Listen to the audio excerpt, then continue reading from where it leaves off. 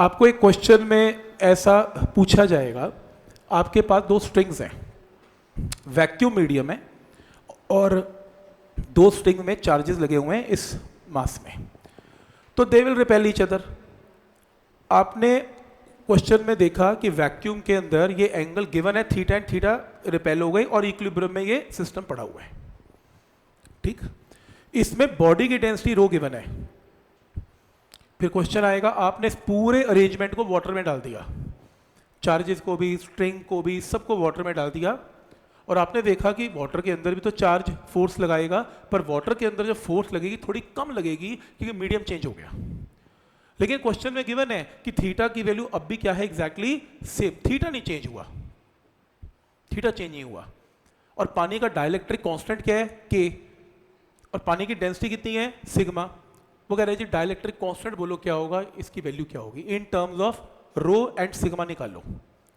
तो क्वेश्चन समझ में आया कि वैक्यूम के अंदर लिए स्ट्रिंग्स, पानी में डाल दी स्ट्रिंग्स चार्ज बॉडी के साथ, पानी का डाइलेक्ट्रिक कांस्टेंट क्या होगा, ये क्वेश्चन है। स्ट्रिंग वाली प्रॉब्लम जब भी आएगी, एक ही तरीका सिखाया, टेंशन टी एंड टी, मान लो क्वेश्चन वैक्यूम में हो रहा है, टी के दो component T cos theta T sine theta, weight इसका डब्ल्यू, और ये चार्ज इसे इलेक्ट्रोस्टैटिक फोर्स ऑफ रिपल्शन से रिपेल करेगा।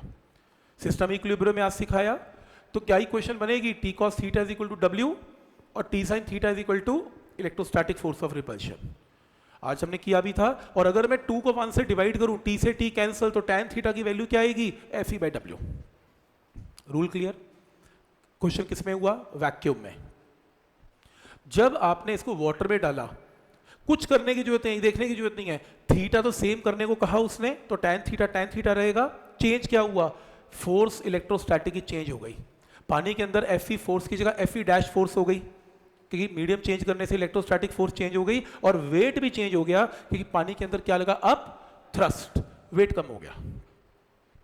सेकेंड इक्वेशन में सीधी क्लियर करने की जरूरत नहीं है, सीधी इक्वेशन क्लियर है, पर क्योंकि थीटा सेम है, दोनों को इक्वेट कर दें, दोनों को इक्वेट कर दिया, इक्वेट करके क्रॉस मल्टीप्लाई किया, this is force in vacuum, this is force in medium, इसको एक नीचे के लेके आओ, तो ये इक्वेशन बनी।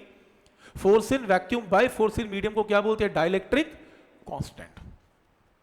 तो डाइलेक्ट्रिक कांस्टेंट क्या आया, W बाई डब्ल्यू डैश। सही, ये रेशियो समझ में आ रही है। और लास्ट स्टेप है, पानी के अंदर जो वेट हुआ वो कम हो जाता है, क्योंकि पानी के अंदर एक्चुअल वेट में क्या लगता है, अप थ्रस्ट।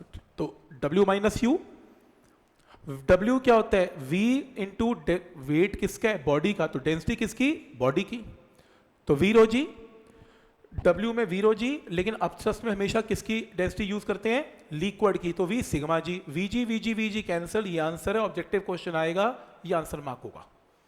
आइडिया समझ में आ रहा है कि क्या लॉजिक है, कैसे स्ट्रिंग की प्रॉब्लम और डाइलेक्ट्रिक कांस्टेंट की प्रॉब्लम को कंपेयर किया, इसको आपने देखना है।